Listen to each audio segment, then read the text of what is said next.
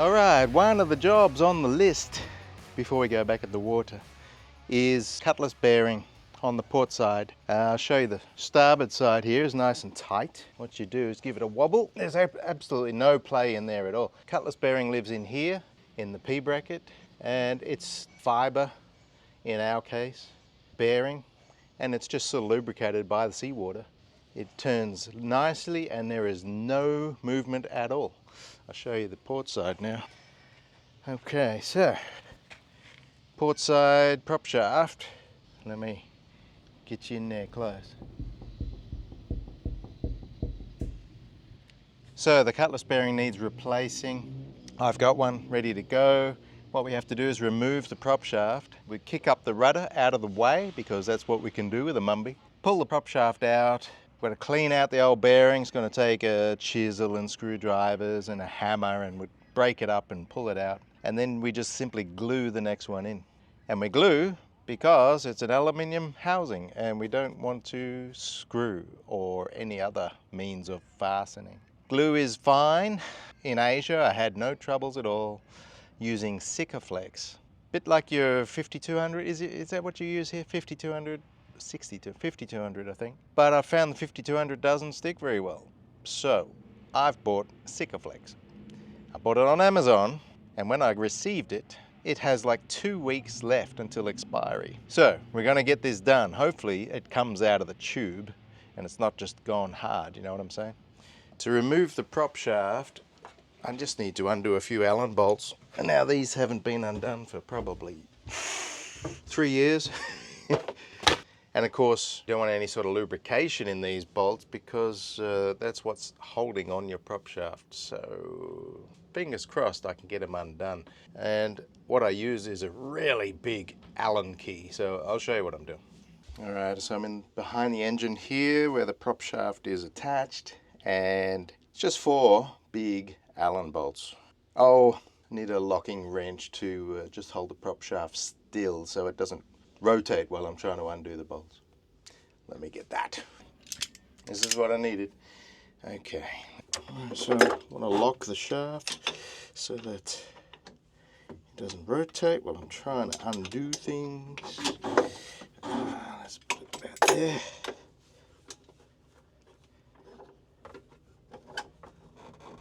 Yeah. And here we go. Alright, so now I have my big spanner and it is just for leverage. Put on this. And it's sort of scary because it really has a lot of force. You really feel like something's going to break.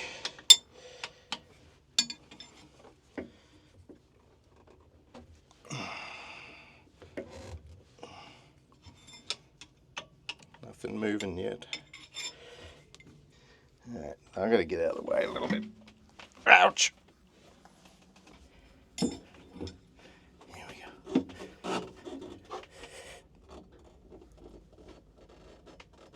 Oh!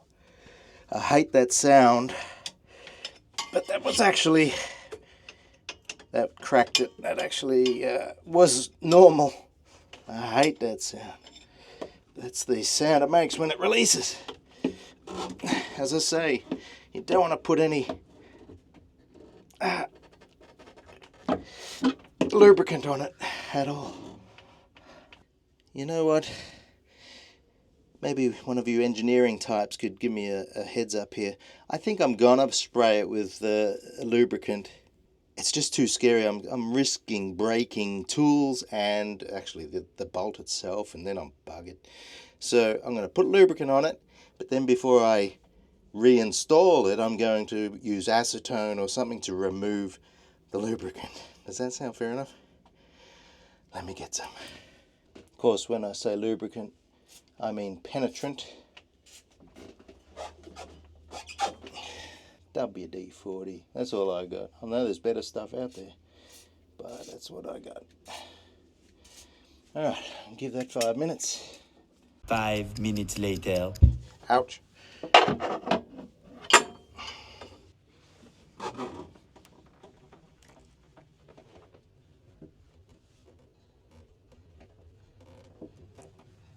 Oh man. Let that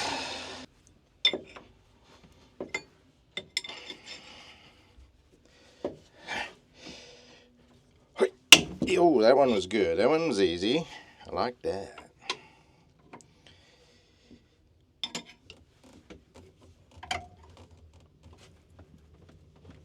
Ah!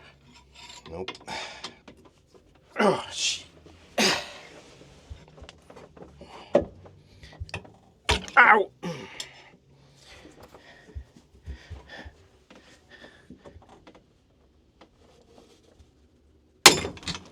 Ah! Well, that hurt, but I think I got it. Oh, did I break it? Oh, shit. I don't know.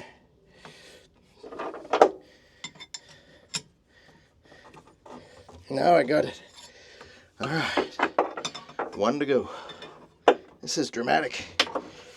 Ah, geez, hurt the old hand.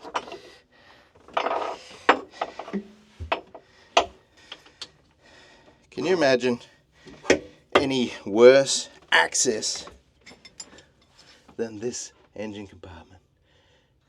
When I say that, I mean this access is amazing. I've never seen a boat with this good access for the engine compartment. The whole cabinet disassembles. I just can't imagine doing it in anything less than this. But I'm sorry for the guys that have to. All right, one more. One more. Ouch.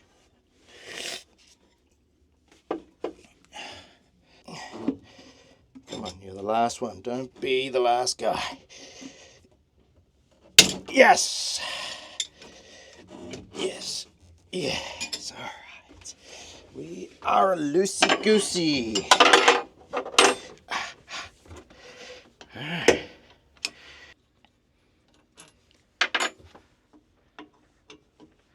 Oh, yeah. Damn it. All right. Now, if we were doing this at sea, and it is possible, and I've done it on the anchorage, remove the shafts, because I was suspecting for a time that they were bent. Turns out they're not. But what we did was exactly this. Pull the shaft out. I had to kick up the rudder in the water, which is easy. Then the propeller is free, sorry, the prop shaft is free to just slide on out, like this.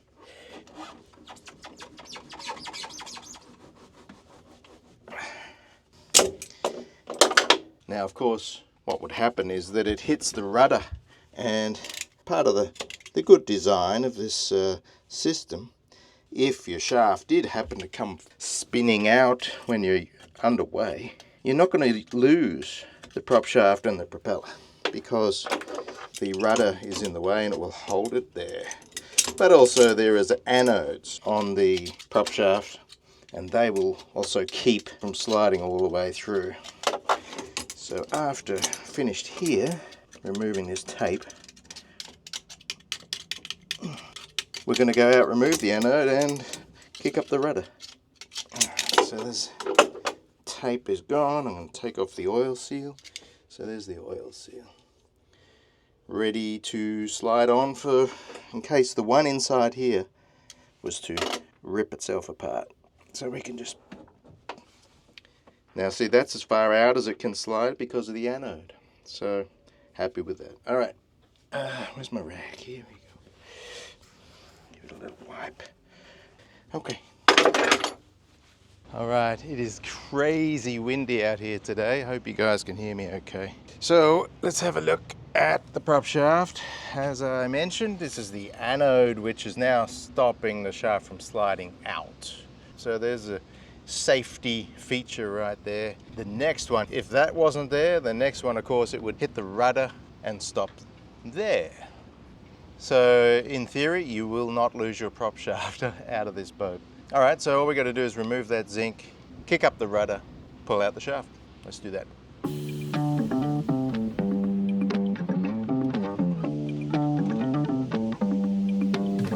Well, job is easier done than said. The actual Cutlass bearing came out as well. Obviously the adhesive, that 5200, did not stick at all, and it's just been spinning in there. So I got a new one, and I might keep this one as a spare. But that's usually the hardest job, is getting this unglued from the P-bracket. Easy Nice. So to prepare the P bracket, all I got to do is put a key, basically. I want to clean out the old glue. I'm going to get some sandpaper and really roughen it up so that it's, the glue's got something to stick to, yeah? Now, of course, it would be remiss of me to not check the other Cutlass bearing. I mean, there's no wear, it's not moving around, so that's a good thing. But what if the adhesive had failed and it's just spinning in there? So I'm just going to give it a tap and see if I can move it. Hopefully it's solid as a rock.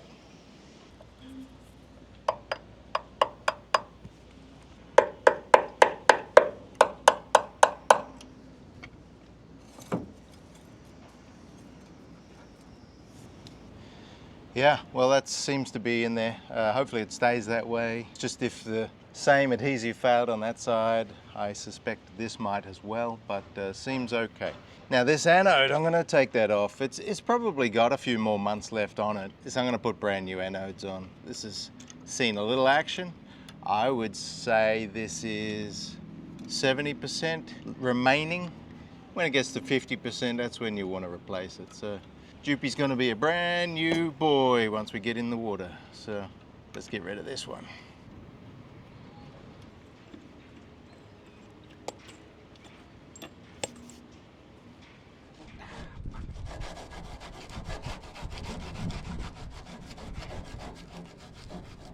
Well, that's ended up pretty clean. In fact, that's the cleanest that I've ever made that. So good chances of good adhesion, yeah? There was a lot of, even though I was lucky that all that goo came out, because it had just been spinning, the Cutlass bearing had been spinning in there and all the glue was gone, except for a film. So I needed to remove that film. My new glue may not adhere to that old glue. So this is what I used to use in Asia, the Sika 291, and I just hope this one's okay because it expires in 2 weeks. This is what you get on Amazon. Anyway, I bought 3 and I sent the rest back. I thought I'll just give one a go. So have a look how clean this is. Ooh, nice. Now, there's another trick to gluing this in. Obviously, there's forces in shear, yeah, as the rotation of the prop shaft. So there's a good chance that it'll just start spinning. And it's done that before, just like this one did. But in the side of the P bracket here, there's a hole one there, and there's another hole on the other side. I'm gonna drill that out. And what that does is allow glue to squirt out. And then suddenly the glue membrane has 2 prongs hanging on the side of it. So that just helps to prevent that shear force. All right, so let me drill this guy out. Oh, don't need the drill. Just push it out, there we go. Nice. And the other side.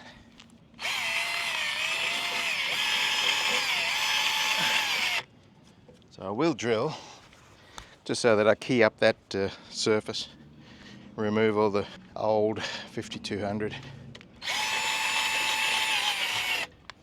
And we make sure the glue comes out of these holes, then we can assist with not rotating. So this is clean. Now it's prop shaft time. I'm going to clean that up. That's the old bearing. Just going to give it a wire brush. Get rid of scum. Get rid of all the build-up from the calcium build-up from the salt water. Stainless steel brush on a stainless steel shaft. That's the way to go.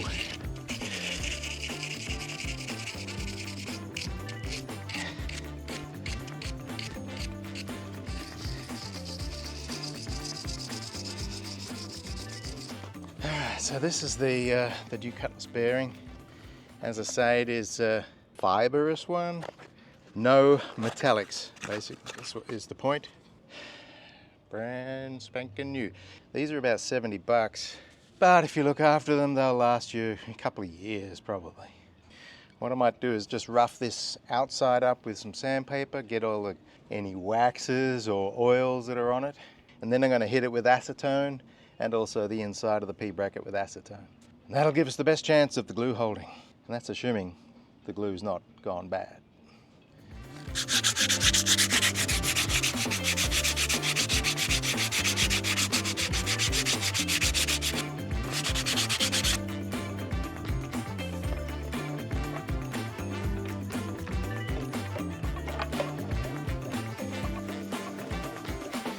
You also don't want to touch these things after you've acetoned them, because the oils off your fingers will help stop adhesion. So don't touch things after they're clean. That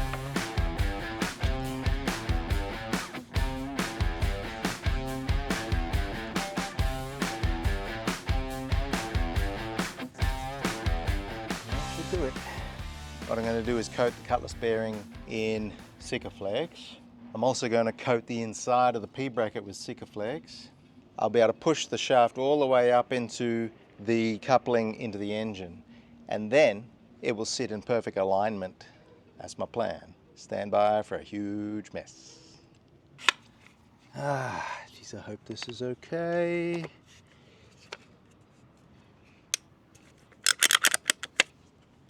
Come on, come on, come on, come on. Come on. Oh yeah, it's moving. Oh, she's a little thick, but that'll do. That will do. All right. I really should be wearing gloves, but you know, I find gloves, they just break and make a mess anyway. Oh, this is hard. Usable, but I'm worried it's going to break my gun. We've got a good hour before we need to worry about it setting, so we can position the prop shaft no problem. I'll try and rotate it in, and I know big globs of this is going to fall off, but that's just part of the deal. Wow. So I'm going to take some of this and put it on the other end. So, and what I'm going to do is push it in even past halfway, and then make sure it's smeared in here as well. All right, there's heaps. Good. Oh, and we want to take the dags off. We also want to make sure